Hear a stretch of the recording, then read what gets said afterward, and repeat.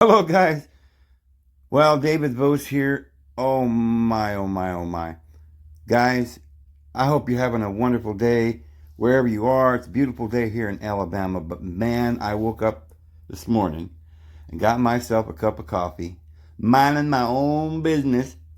And, I got to always get up at some point after at least half a cup of coffee and take a look at the phone because, you got to make sure that somebody didn't message you.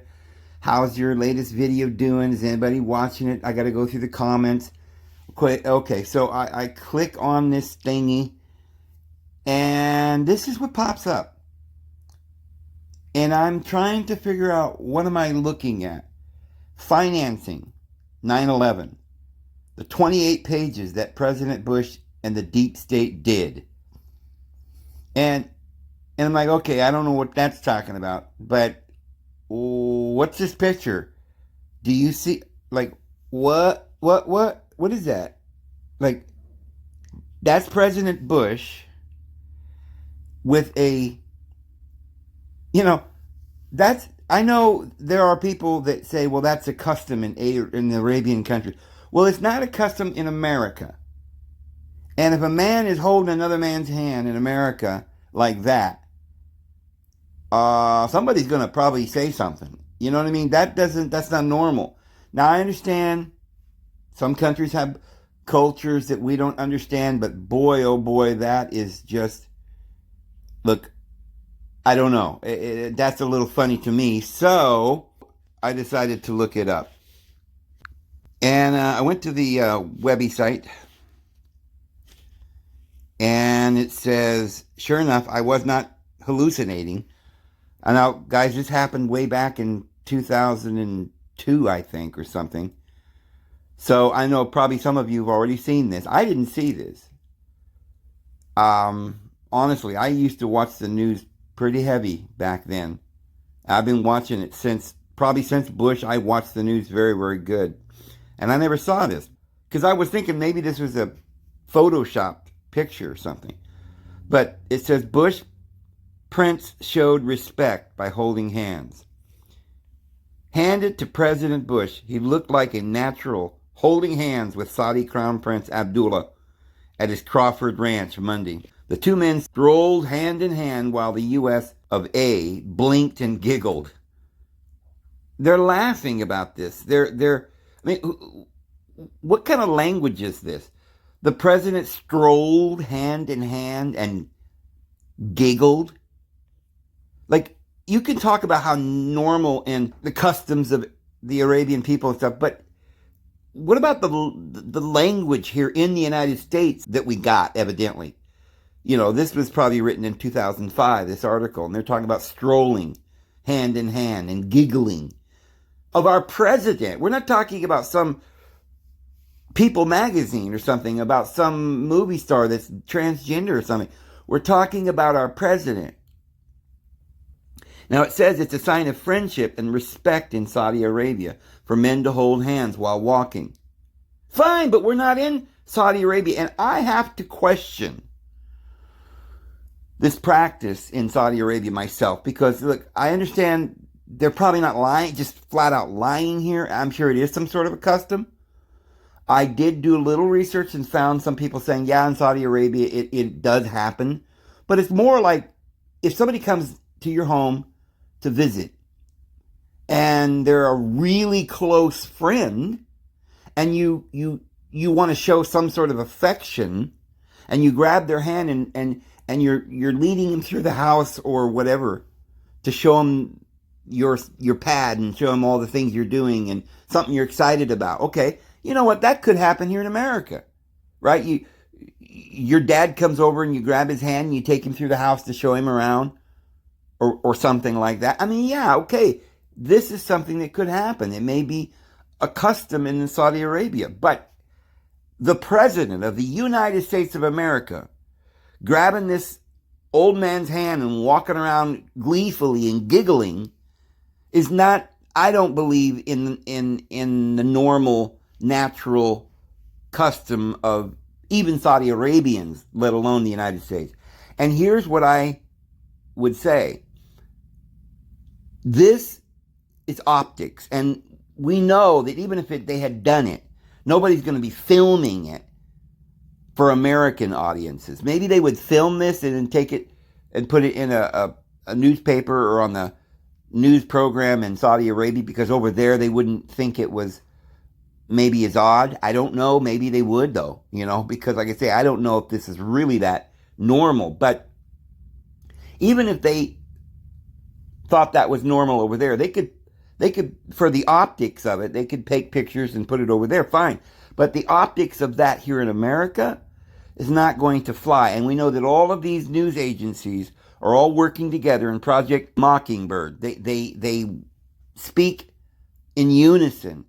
And literally, they are walking hand in hand. All these news agencies, whether it's Fox, NBC, ABC, CBS, all of them work together. Now they orchestrate disputes among with each other. It's all staged. Everything is staged. But you see, they control not just all the businesses and all the corporations, but virtually and literally every organization on this earth that does the media. Now, okay, they don't control me, but in a sense they do, because they tell me what I can and cannot say. And if I was to put a picture out that they didn't like, they would take it down. So in a sense, they even control me, right? I mean, they don't control my mind or my thoughts, and I'm always trying to get the truth out, trying to get around their censorship. And there are few, very, very, very few of us that do that, and eventually they take us out. But so what I'm saying is that the picture that is there online, it's been there for years. They wanted it to remain there. They never took it down. They want us to see this hand-holding here in America. They don't want to just see it over there. And you know why? Because here in this country, the optics is different than what it would have been over there. Over there, they might have just been showing the picture so that the people in Saudi Arabia would realize that the United States and Saudi Arabia have a relationship that is cozy. And they want their people to know that. Why? Because the Saudi Arabians are happy to be in with the big guys, right? As a partner with the world power. Why? That would be good for their image. But here in America, would they want us to look at this picture of an effeminate president, getting down on his knees and kissing remember how we would see these pictures? Even Obama got down and kissed the prince's hand and bowed to him. Remember those pictures where they bowed? I think there was a picture where the President Bush bowed. So this is so foreign, this is so foreign to people here in America, to see a grown man holding somebody's hand or getting down and bowing and kissing their ring. It's so foreign, but yet they put the images out there to the Americans. We all saw the whole issue with Obama kissing the Saudi prince's hands. Let me see if I can find a picture of that. Yeah, here's the Telegraph. It says, it just shows the picture of Barack Obama bowing to King Abdullah of Saudi Arabia. And there's no question, there were several pictures from different angles. It's very clear that he literally got down and bowed. I think he even kissed his ring, kissed his finger or something.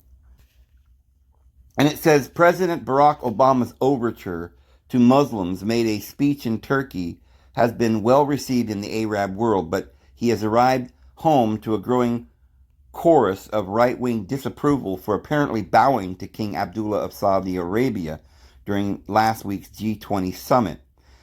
Well, back then I remember seeing this issue, and everybody was concerned with Obama being sympathetic with Muslims and Muslim countries and born in Kenya and maybe didn't have a birth certificate or whatever. So they were just really, talking about this a lot. And they were saying, see, he's bowing to a foreigner. That's his king. He's really a communist or something. He's a foreigner. He has no love for this country, and maybe he's whatever, all this stuff. That was the talk that we heard a lot. But what I want to share with you is, now that we look back, do you see how this was all staged? Obama didn't do any of this on purpose. He didn't have a view. Obama's not neither a communist nor is he a capitalist. He has no loyalties to you and I, to the Constitution. Yeah, we were probably right when we were looking at him and seeing all this, that he really doesn't care about the United States. But you see, you have to understand, none of the presidents do. It's not like, oh, it's this guy gets somehow weasels him into the presidency. Like he just is some sort of manipulator and he hates the United States, but we the people, we got to stop this and this is not what we want. Maybe back then there were still a few people that wanted something nationalistic or cared about the Constitution, whatever. But look, the people in power, the media and all that stuff, they were promoting Obama, guys, remember? They were in on it. So what was their plan? Why were they showing pictures of our president? And at that point, we were like shocked. Like, how? What? How? This is ridiculous. What's going on? Oh, well, it must be this black man. See, he's a traitor. He didn't even have a birth certificate. It's got to be his fault. It's not the United States' fault. It's this man. He's taken over the country. He's the Antichrist. Well, now we can look back and realize, no, it was all orchestrated by the people in power. And they are foreigners, right? They're Bavarians or from the Bohemian Grove or something in Germany. They're people who run the Swiss bank, right? The universal bank that runs the world.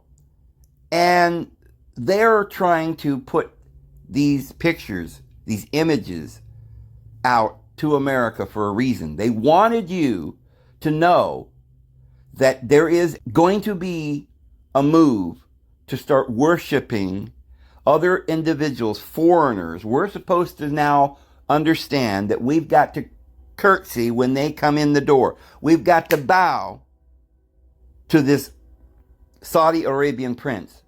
Now, why would they want the Americans to know that we just had to get down and bow to these other people? Now, why would they want the optics? Why would they? I mean, it's one thing that they bow to the Saudi prince, but why would they want us to know it? Why would they display it right in our face? I wasn't aware of Bush holding hands. I wasn't aware of that one.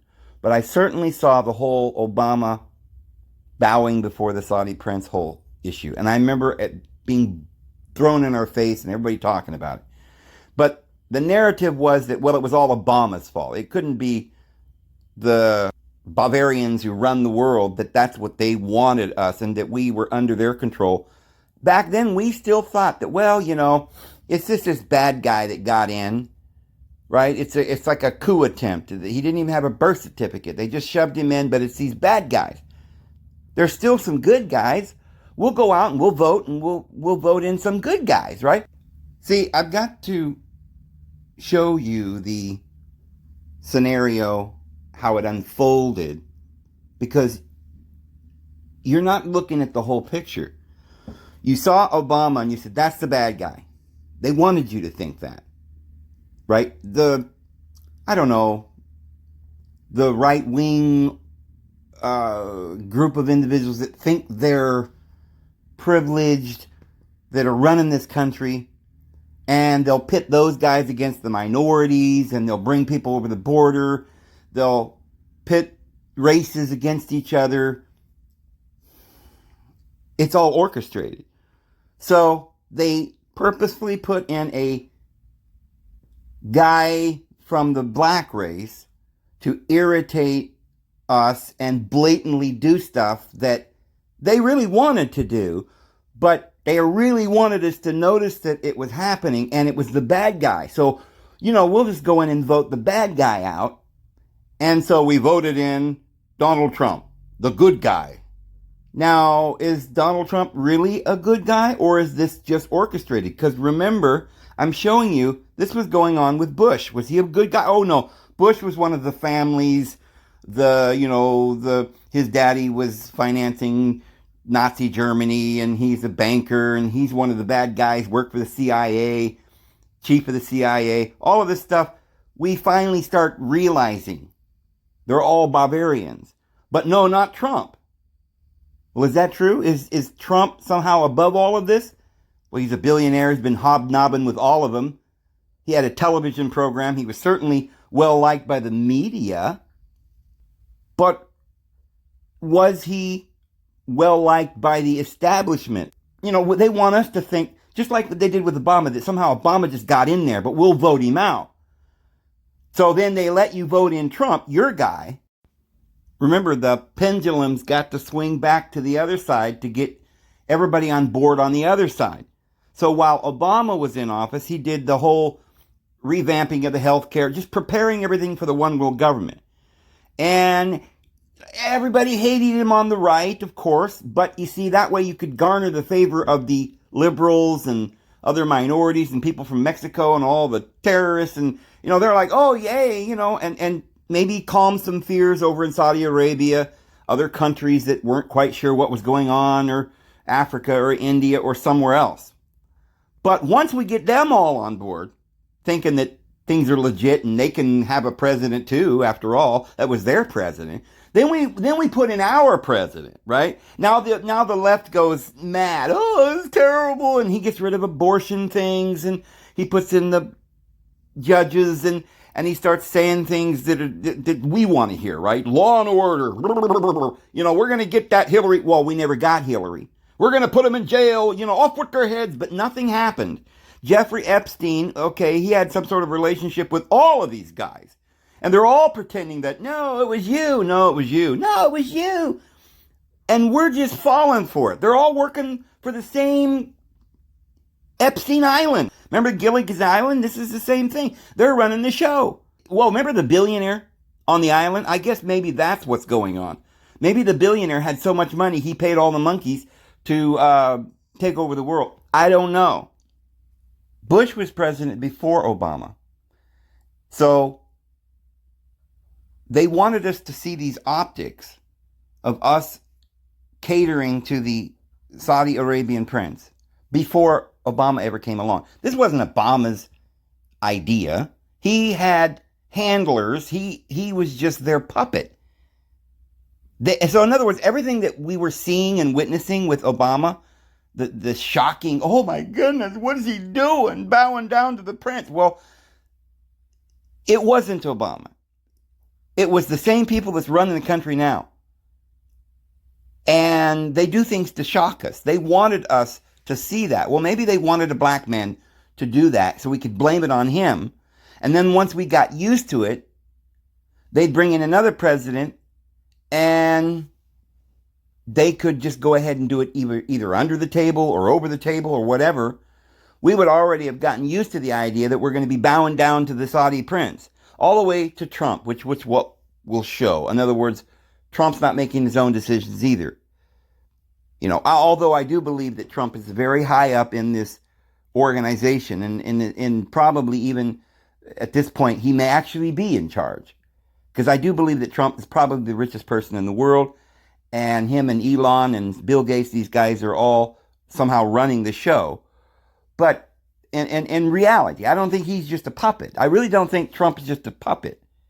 I think he's the crown prince, if you will, of the coming one world government. Now, I don't know if there's somebody else that's going to be the Antichrist or he's going to be the Antichrist, but he's already done quite a bit to fulfill that role with the thingy and the warp, speed and the AI and the money system that's coming. And by the way, guys, this new money system's coming. And you won't have cash. All your money will be digital. They'll be able to track you.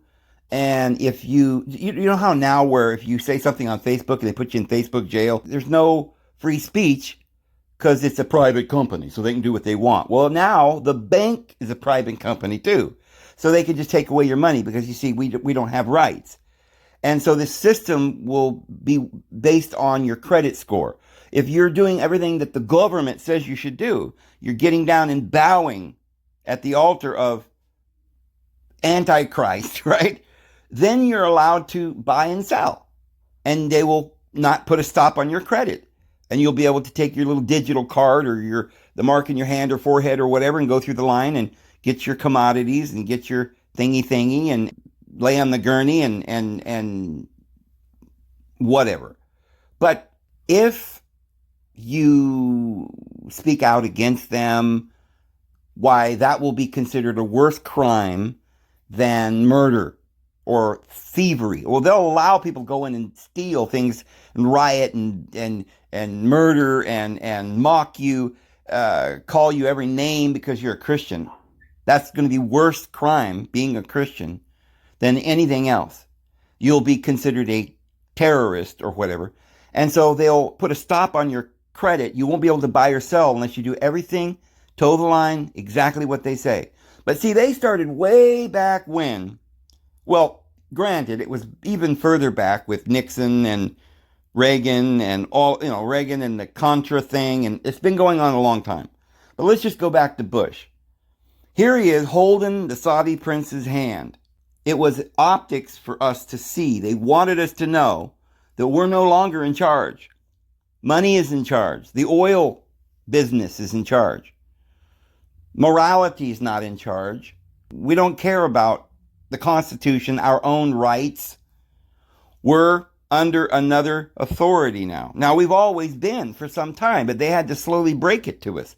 So they put these pictures out of Bush holding hands and then Obama getting down and bowing. Does it end there? I write, why did President Bush hold hand? Terrible spelling. But it says, well, it's time to stop holding Saudi Arabia's hand. Just to make sure you guys understand this is real. I'm not making this up. This is not Photoshopped. It says, there's the picture of Bush holding the Saudi prince's hand, or the king. The picture of President George W. Bush leading an aged Saudi King Abdullah by the hand through the gardens of his Texas ranch in 2005. So this is a real thing. And you can see all the way down all these articles about it. It really did happen. There's another picture. It's time to stop holding Saudi Arabia's hand. This week's Camp David Summit.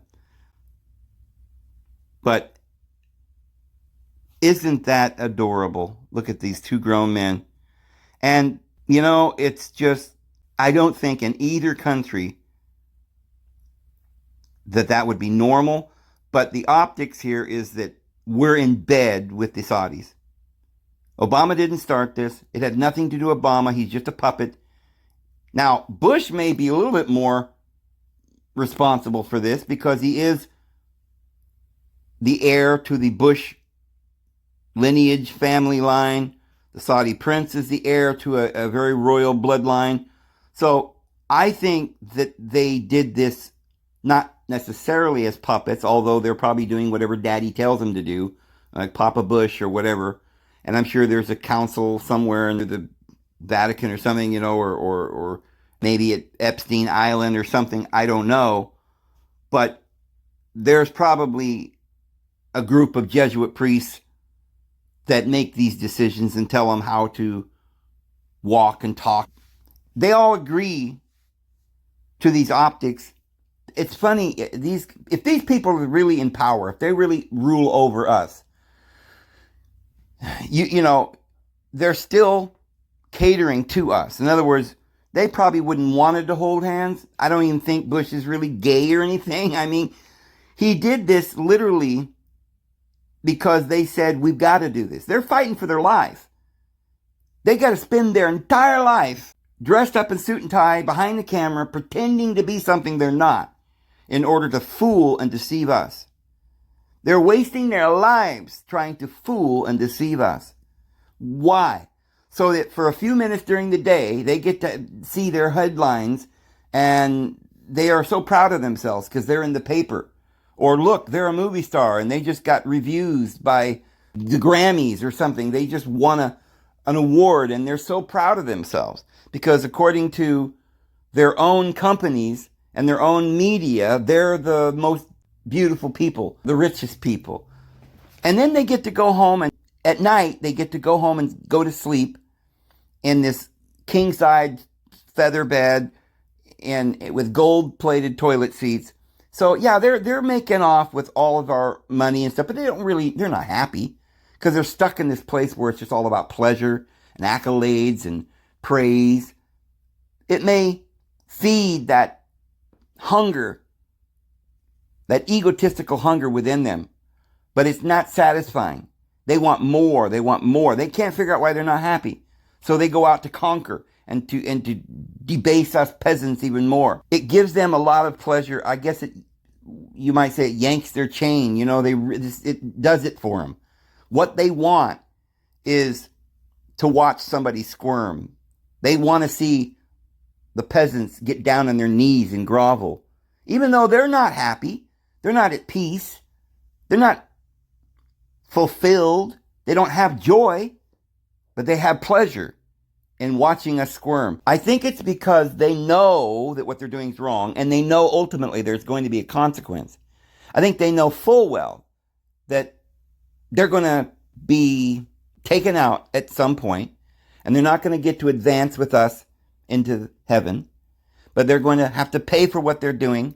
Like the demons, that when Jesus was coming towards them, they said, "Have you come to torture us before our time?"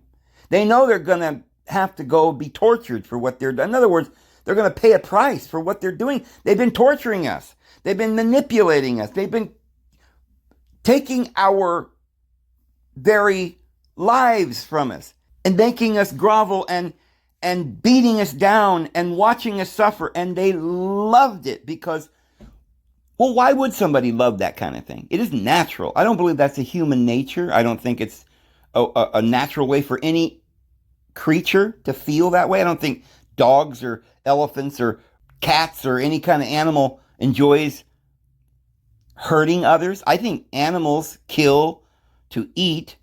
They get a little depraved when they're hungry, when they're beaten down and kicked. That's like us peasants. Sometimes we do bad things because we're beaten down and kicked and confused. But that's not what's going on here. The elite individuals that are doing this are doing it because they know that they are not worthy of life because they have hurt so many people. And they know they're going to suffer for it. They know they're going to receive the consequences. And I think the only thing that gives them solace is that they've probably told each other, listen, we've only got a short time. Let's live it up. Let's have a big old orgy. And we hate the people that are running around out there innocent, that they're going to get to live forever in peace and happiness with the Lord Jesus. And they know that we're going to find this place where we'll eventually be at peace and be happy and live forevermore. And they can't have it. And I think it just irks them. And I think it's just that lust and jealousy. You know how Yahweh says, my name is jealous. That's my name. I'm the God of vengeance. Well, it's eating at them so terribly. They're so jealous that it overcomes that natural barrier that you wouldn't want to hurt other people or whatever. They want to hurt us. So they're showing us these pictures, because they know that is obscene.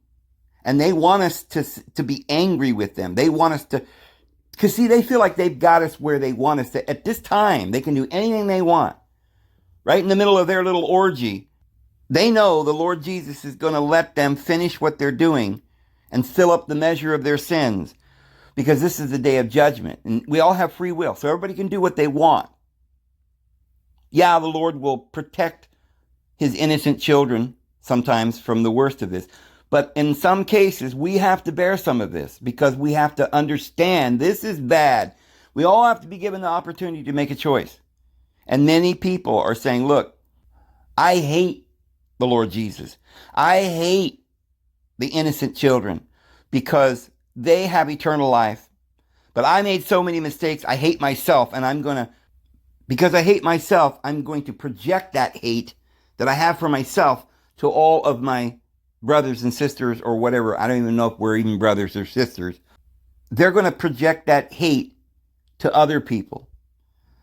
That feeling that they loathe their own soul because they know that what they've done is wrong, and they know that the consequences of what they've done is so severe that They hate themselves. I mean, yeah, they could turn and ask the Lord for forgiveness if they could stop doing this. But they're to a place where they enjoy this evil so much that they just can't stop. And so they're so angry at themselves, and I think they're angry at us. They're angry at the truth, because the truth is they messed up and they just can't say, I'm sorry. I really do believe that any of these individuals who at some point could just say, look, please help me, Jesus. I'm in a place where I actually love evil and I can't stop. I need your help because I know it's wrong. Deliver me from this terrible pain. But you see, they would have to have some kind of compassion. They would have to develop. They're so far removed from love. They've never experienced love or kindness or goodness for so long. I don't think that they remember what it's like. Maybe they just get lost in their own evil. I don't know. But I can tell you that this imagery has been going on for a long time. And at least with Bush and then with Obama. So where is this leading to? What are they trying to do here? Look at this. This is from the Washington Post. Trump mocked Obama for bowing to Saudi king, and then what did he do?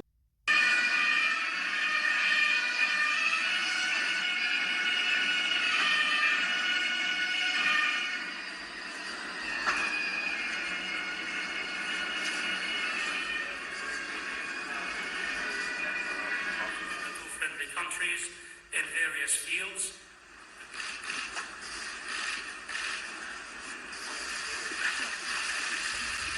Oh man, he curtsied too. Watch that again.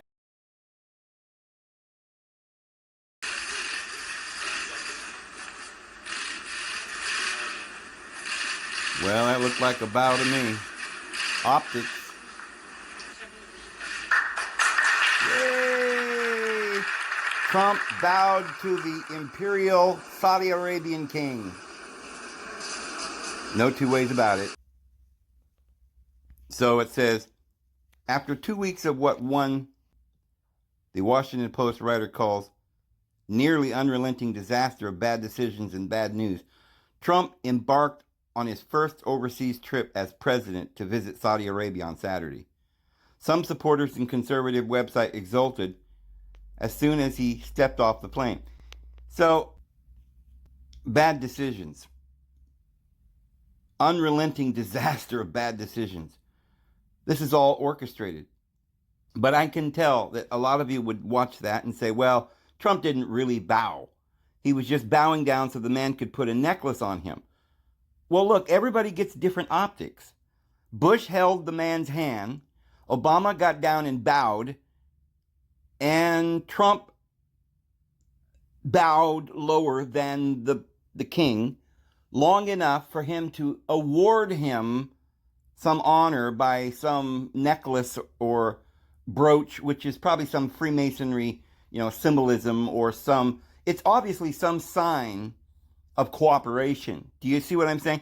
Regardless of whether they wanted Trump to appear to be dominated or in submission, maybe briefly, lowering his head just a little bit, but the optics had to be there. Okay, they couldn't just blatantly say, okay, the mighty Trump just bowed. So they just had him bow little and accept an award, an honor, because it's usually the greater that gives the award to the honoree. It was the same imagery, friends. And I know a lot of you aren't going to accept that, but I'm asking you to just think about the media basically clicking pictures and everybody clapping and stuff. This is the optics they want you to see, okay? Can you see that? They want you to see that. They wanted you to see Obama. They put it out there. They wanted you to see Bush. They showed him holding hands. It was just all over the place.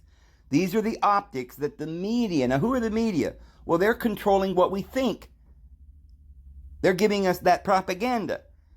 So now do you see that these guys are either all puppets for some higher, satanic alien force offshore, whatever, or these individuals are truly individuals who have some royal descent.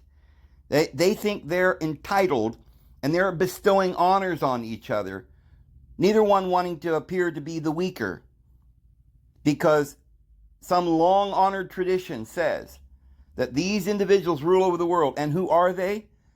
Well, the Bible says it's the son of Satan. It's the Antichrist. In a long lineal descent, he comes because he's going to be given this great honor by all the kings of the world and take his throne and sit down and bring the darkest, most brutal, wicked time of trouble that the world has ever seen. Let me show you some more of this. Here's one article that says that Donald Trump appears to curtsy to the Saudi king. Now, I noticed that too. Donald Trump appears to curtsy to Saudi king after mocking Barack Obama for bowing.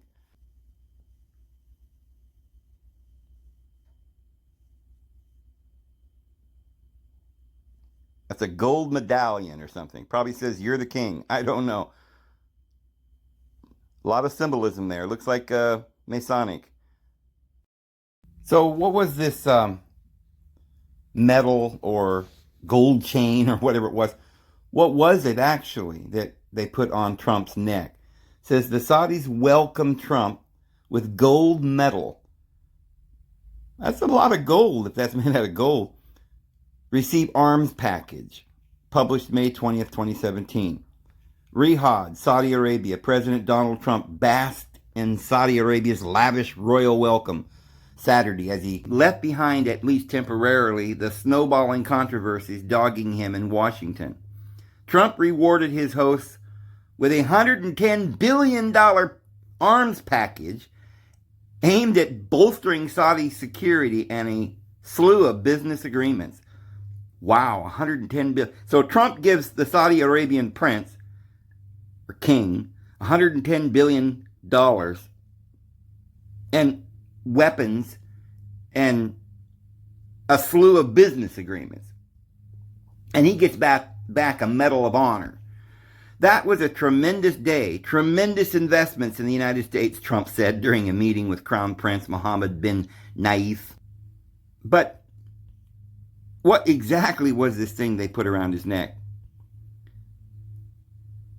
As Trump and the 81-year-old king, who was aided by a cane, walked along the red carpet, military jets swept the sky, leaving a red, white, and blue trail. Wow, a lot of pompous activity going on here. During a ceremony at the Grand Saudi Royal Court, Salman awarded Trump the collar, the Abdulaziz Al Saud, the kingdom's highest civilian honor. The kingdom's highest civilian honor. Well, I guess you ought to give the man something for giving you $110 billion worth of weapons, right? So anyway, it was previously bestowed upon the Russian President Vladimir Putin, Prime Minister Theresa May, and Obama. So you see, Obama and Trump are no different. They're all working for the Saudi prince or the oil interests or the money, honey. Show me the money. That's the one world government, my friends, because they're the elite overlords, and this supposed one world government, all this paper money is nothing. But they're figuring a way to consolidate all of the power of the world. And they're going to go off and live in their big castles and wear their gold and medals of honor. But we're going to get nothing. But let me show you something else, friends. All right. Insider. Did you see this? I've seen this, but I didn't pay a whole lot of attention as to what it was talking about. The sinister glowing Saudi orb that Trump touched in a viral moment was given as a gift to the U.S., which then hid it out of embarrassment, the new book says. Ooh, look at that. What a weird thing. I mean, it's like it's glowing and they're all standing there with weird faces putting their hands on it. And there's also some allusions to some movie or something that had some very similar imagery. It'll show you that here in a second. On May 22nd, 2017, President Donald Trump, Egyptian President Abdel Fattah al-Sisi, and Saudi Arabia's king Salman touched a sinister-looking glowing orb, yielding numerous memes suggesting they were evil supervillains launching a plan to end the world. Well, that's exactly what it was, friends. It was a plan, an evil, sinister plan to take over the world, well, to end the world, as they put it. But pay no attention to the man behind the curtain, Mr. Oz. He's just some little fat short guy, right? The world leaders had actually been in Riyadh, the kingdom's capital, to inaugurate the new global center for combating extremist ideology. You know what that means? Combating extreme ideology, meaning people who don't want to go along with the one world government. The peasants that are just trying to mind their own business and have free trade and free speech. Why, they're extremists. They're terrorists. We got to do something about these people. We're taking over the world in an evil, sinister plot. But the orb's use did not stop that day, according to MBS, a new book about Crown Prince Mohammed bin Salman, written by New York Times reporter Ben Hubbard. Business Insider obtained a copy of the book before its March 10th release. Look at this. Sinister, to say the least. That's some really weird things going on there. And Obama couldn't even come close to the weirdness of this visit that our President Donald J. Trump conducted that day. American diplomats had been so fascinated with the orb that Saudi authorities gifted it to the U.S. Embassy in Riyadh, the book said. It sat in the hallway for a number of days, where diplomats passing by would pose for photos. But it was not allowed to linger in plain sight for long. Someone apparently worried that the photos would make their way online and cause a scandal. So the orb was hidden away in the embassy's storage, he said. Here are some of the memes that came out of that moment.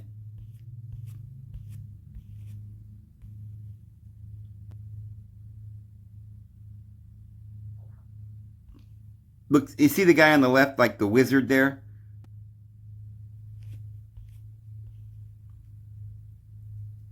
For clarification, this is not a satanic ritual. Okay. Trump 100% made a wish. Then he touched the orb. Look at his face there. Boy, he's really enjoying that, isn't he?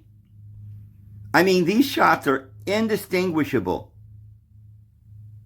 So, the picture on the right is some cartoon world takeover plot in some movie. And it was very, very similar to what actually happened, friends. Trust me, they know what these optics mean. Optics, guys, optics. They want you to see this. The Saudi Arabian National Museum is clear how proud the kingdom is of its long-standing controversial alliance with the United States. Wow. Well, that's not all. Look at this. Tiger fur-lined robes. What do Saudi gifts to Trump mean? What did Trump receive? During his first foreign visit as president, Mr. Trump attended an Arab Islamic summit in the Saudi capital of Riyadh, where King Salman bestowed to him a stockpile of gifts, including multiple swords, daggers, leather ammo holders, and holsters. Meanwhile, the American people aren't allowed to have firearms, bare arms. Beaded and gold embroidered dresses, dozens of headscarves, and other traditional Arab garments, leather sandals, perfumes, and artwork. The gifts are so luxurious, says Ali Shihabi. This goes on and on. Can he keep them? Da da da da. I guess they gave them to Obama as well. Guys, they're all in it together. They're doing this as a photo op because they're announcing the one world order, and we're not in it. We're the peasants that got to go. We're not part of the one world order, guys, because we don't believe in it, because it's the satanic one world order. And so they're going to start coming after us. Oh, and look what comes on afterwards. There's the crown prince himself, who, the Bavarian crown prince who marries Trump's daughter, Jared Kushner, who's best friends with the Israeli leader Benjamin Netanyahu, which means the messenger of Yahweh. So Benjamin Netanyahu, the messenger of Yahweh, is just sitting there on the throne, or being the president, acting as the mouthpiece or the messenger of Yahweh. Who is Yahweh? Well, it seems that they're making the royal wedding. They're rolling, the great king's daughter is going to marry the Judean prince or something. Something's going on here. There's a lot of optics, and we need to pay attention to this. Take a look at this. Biden's border crisis causing a free-for-all in America's largest liberal city. Hundreds of illegal immigrants lining up outside a New York City hospital, bussed there by Texas Governor Greg Abbott. The city offering migrants free phones, food, health care, and many are being put up in $400 a night luxury hotels. Now, these great perks coming, of course, courtesy of the American taxpayer. The New York Post summing it up as, quote, land of the free. But what about the American citizens who are already here? Do they get a handout as well? Nope. Rent prices have been exploding all across the country. One person forced to pay nearly $20,000 just in order to secure a one-bedroom apartment. So, Joey, I'm going to start with you. You hear all these handouts. What's the message to America's homeless veterans or families who are struggling? And I mentioned this as well. When this whole border stuff started heating up under Joe Biden, and I heard they were putting illegal migrants inside of barracks, I thought, well, why haven't we been doing that with homeless veterans? So what's the message to the American people when they see this? Well, it's Kelly. I don't personally equate those two things because I think they're two problems with two different root issues. It's easy, though, to look at that and say, where are your priorities, government? I would say that the Democrat Party would love to have veterans on their dime as well, so that they can be pacified and bring their votes in as well. They love any class of American. Oh, really? I'm not sure I follow that logic. He's like, well, of course they would love to do veterans. That's no problem. They'd love to have their vote. Well, think about that. Then why haven't they done it? Why haven't they helped the veteran? Why haven't they helped the American Christian? Why haven't they allowed, promoted the church, the belief in Jesus? Why haven't they, why are they desperately trying to promote transgenderism? Why are they desperately bringing people over the border and blatantly right in front of us? Remember the optics? Giving them $400 a night motels and steak dinners. What I'm trying to get at is the optics. Who runs the optics? Who is behind Project Mockingbird? It's a huge project. I mean, operation or whatever. Just like the Nazis used to perform these projects and operations up until the end of the war. And then America took over the operations and projects. We started off with Project Paperclip and Project Mockingbird, which is simply to take over the ignorant masses of the world, especially in the United States, to take the Constitution down and to get the news out like a mockingbird just kept mocking us with these nonsensical words. They're mocking us. They've been doing this for a long time. It's optics. They want you to know that you're beneath the royal bloodline of the Saudi Arabian king. And that you're, Obama bowed, Bush bowed, but Trump, he didn't really bow, he just curtsied. But it's still optics. He still went over there and got the award. He's still in on it with them. They got the oil, they got the, the resources. And, Trump is for oil. He's for the people. But Biden's against it, and he's trying to switch it all over to electric. Do you guys not see that Elon Musk is making the electric cars and you all think he's wonderful? He's become the richest person in the world because of this little game they're playing. Trump bows out and lets the bad guy switch it over to electric cars and claims that he's for oil, but he's not president right now, is he? By the time he becomes president, we'll already be switched over. All the car companies, Ford, Chevy, Dodge, all of them are making electric cars now, not gas cars. So by the time he becomes president, that's already done. He can always say, oh, I was for it before I was against it. But it's optics. They can't have Trump, the great grand poopah that's going to take over the world and become the great president of the world, of the United Nations, of the United States of the world. They can't, with the reset and the raising up of the Israel and the Abrahamic Accords and AI system, the money and all of the stuff and the thingy and the warp speed, they cannot let him look like a bad guy. They've got to make him look like a good guy. So they put in Mr. Magoo and the old lady with the wig, and, the lipstick is up over her jowls, and, she can't put her wig on straight, and she's senile, and all of these optics, right? It's all optics.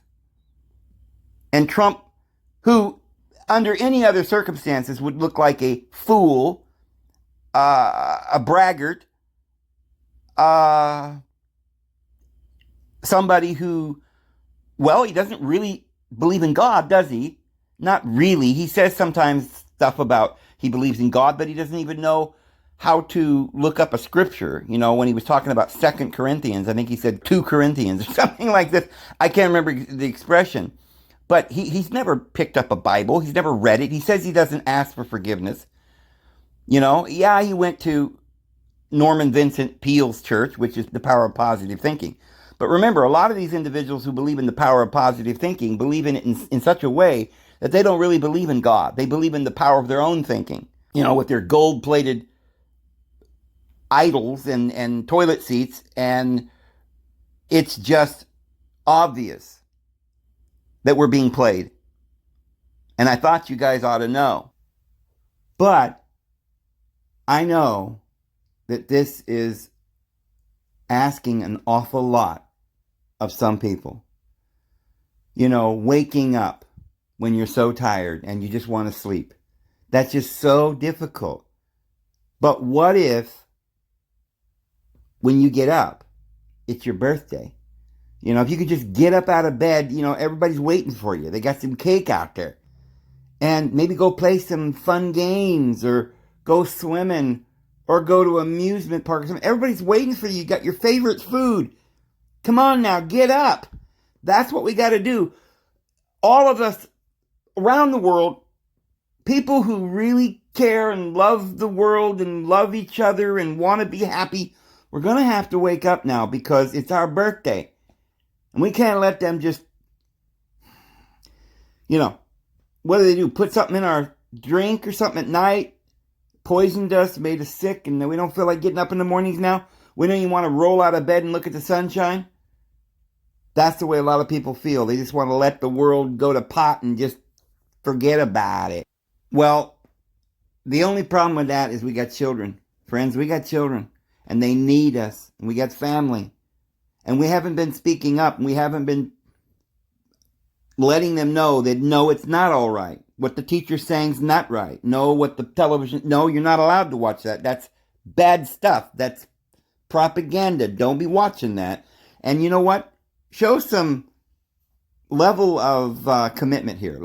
Let's understand that the world is evil. We want no part of it. Don't send our kids to the stupid schools. We need all of us to get together and start saying, this is what we're going to do. We don't care about materialism. We don't care about fancy cars and roads and awards and gold-plated toilet seats. What we want is the land back and the resources. And we want to go out there and build communities where we can share and care for one another and speak the truth and worship the Lord. Anyway, I'm going to go ahead and go, guys. That's why I believe we need to quit the illusion of this voting, just voting another evil, sinister mob leader in every time we do. We want no part of this world, the politics, the taxes. Oh, I know we want jobs. No, we don't. I don't want a job. I want to work for myself. I want my family and my friends around me in a community of love, friends. We got to end this now. So this is what we got to do. I realize that maybe there's no hope for the rest of the world, but at least we've got to go out there and tell them the truth and stand up for it in our integrity and show them by example. Let's get out there and let's find us some plot of land or something and start working the land. And if they won't let us, then we're going to have to hold hands in a big circle and sing Kumbaya and let them know we're not putting up with it. Yeah, some of us are going to have to stand up, and they might come for us and they might take us to jail. Jesus said, don't believe them. Don't go after them. I've warned you. But he says they're going to take some of you to jail. And they're going to take you before kings and rulers for my name's sake. But don't you worry. They're not going to harm one hair of your heads, because you will overcome them by the word of your testimony. Jesus said, we will gain our souls by our endurance. We must endure.